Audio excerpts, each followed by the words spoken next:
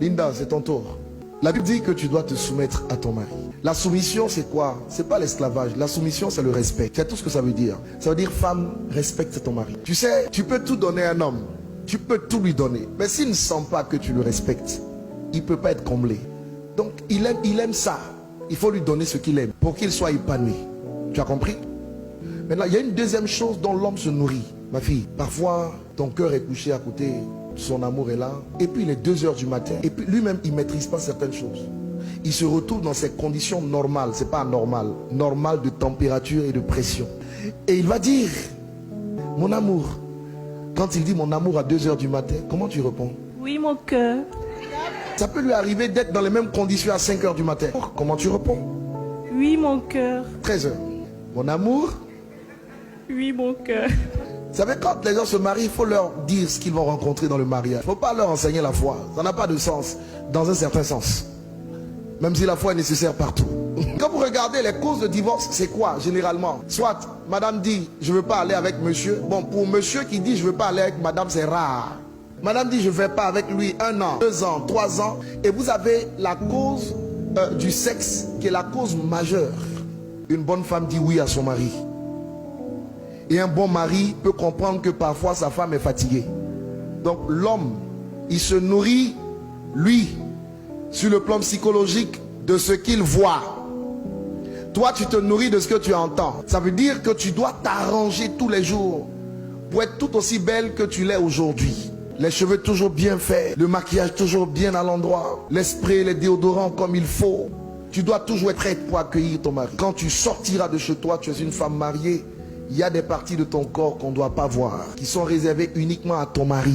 Mais s'il te plaît, Linda, quand tu es à la maison, ne t'habille pas à la maison comme tu t'habilles dehors. Ton mari doit être capable de voir ce que personne d'autre ne voit. Une femme sage a 2 faces. Il y a la face du dehors et la face du dedans. Quand tu es avec ton mari chez toi, ma fille, s'il te plaît, ne va pas me mettre une robe qui part du cou jusqu'au bout des orteils. Arnaud doit voir que Dieu t'a donné de belles jambes. Arnaud doit voir des choses que personne d'autre ne peut voir. Et il doit se réjouir en voyant ces choses. N'oublie pas, il fonctionne par les yeux. Donc tu dois lui en mettre plein la vue.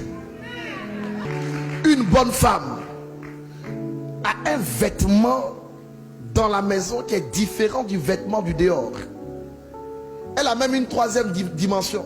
Un autre vêtement dans la chambre à coucher. Là-bas, il ne faut pas aller attacher des pagnes. Ne fais pas ça. Tu es trop jeune pour ça. Il y en a parfois qui vont dans l'intimité. Elles portent des joggings. Sur le jogging, elles vont mettre un jean. Sur le jean, elles vont attacher un pagne. Sur le pagne, elles vont attacher un kimono. Le pauvre monsieur, pour rendre visite à sa femme, il franchit des obstacles insurmontables.